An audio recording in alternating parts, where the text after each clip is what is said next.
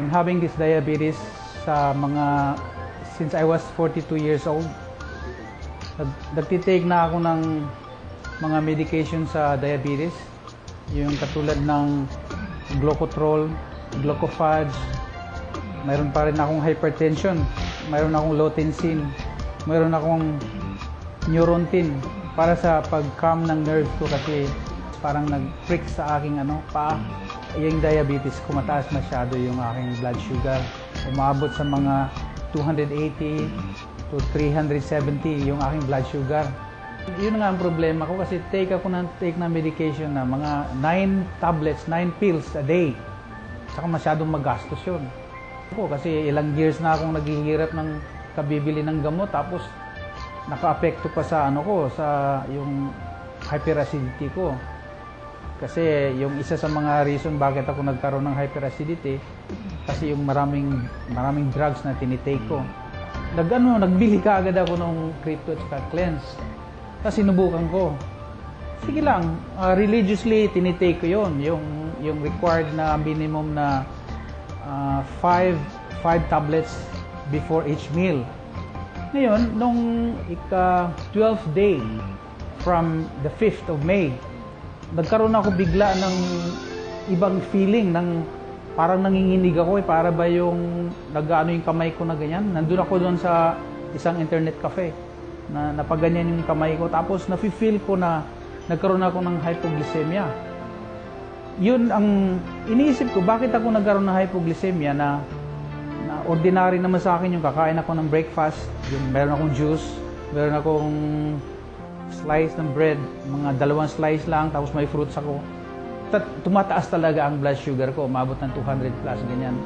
Tapos bakit biglang nagbaba yung aking blood sugar? Umabot na sa kasi nakuha ko, mga 70, ganyan, ang blood sugar ko. Kaya parang confused ako nung panahon na yon. Kain kagad ako ng matamis. Tapos, nung kinabukasan, ganun din ang ginawa ko. Sabi, ba't kaya nagkaganon yun? Hindi, ang sinubukan ko, hindi ako nag-take yung mga diabetes pills na yung mga Glocotrol, Glocofage, yung mga Neurontin. Tapos, sige lang ako nung Crypto. Ngayon, nung pagkatapos kong kumain, naging normal yung aking blood sugar.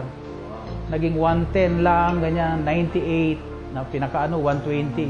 Ibig sabihin, bumalik sa normal yung aking blood sugar. Hindi lang yun, yung aking hyperacidity, yung aking reflux na masakit na galing dito na parang hangin na mahapdi, papunta rito. Pagka hindi mo na ilabas yung gas, nandito, sakit-sakit. Grabe, hindi ka makakatulog sa sakit.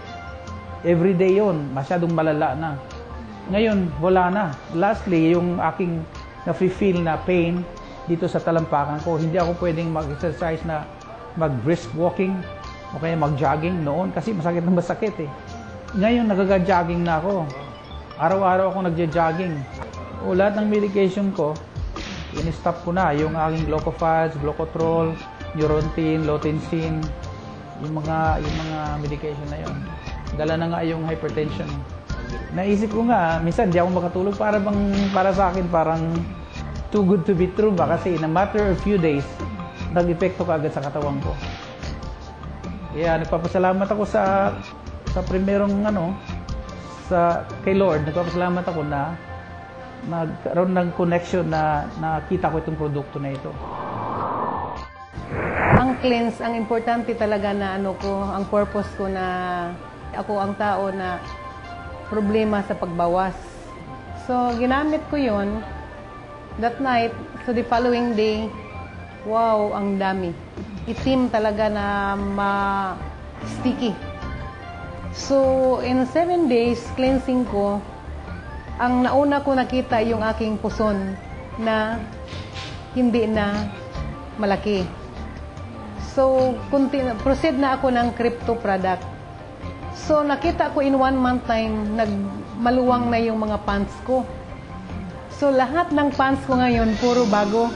So, sa kadami-dami ng product na gitry ko, mas mahal pa kaysa Meridian. Pero nandito pala ang mura lang eh. Kaya ng bulsa. Ang isang problema ko yung every night, Pag natulog na ako, bigla na lang gigising ako na parang pinipiga yung dibdib ko. Yun ang chest pain ko na parang sabi ko, katapusan ko na yata ito. But since taking crypto, wala na akong naramdaman na yung chest pain. Ang aking baby na 8 years old, mahirap din magbawas. So, ang dumi niya is parang kuha ng kambing. Yes. So ngayon, nung gipatry ko ng crypto, 2 tablets 3 times a day, ang dami ng ano niya, even yung mga apo ko, ganun din. So, yung mga bata na hindi magana kumain, ngayon magana ng kumain, sila na ang naghahanap ngayon ng pagkain. So, hindi ko na sinusubuan, sila na ang naghihingi ng pagkain. For more than 2 months ko ngayon, ang makita ko lang sa aking skin, na kahit hindi mag-lotion, yun ang na-feel ko. Nasabi nila sa mistisa, nandun yung mga itim-itim. Pero ang ma-feel ko ngayon na parang kuminis lalo yung ano ko. Nasa edad ko, dapat hindi na lawless. So, sino yung gustong magpa-sexy? So, itry ninyo ang product ng Meridian Life. And then, ngayon, ito rin ang maipagmalaki ko doon sa asawa ko pagdating ng dating mataba, ngayon, sexy body na.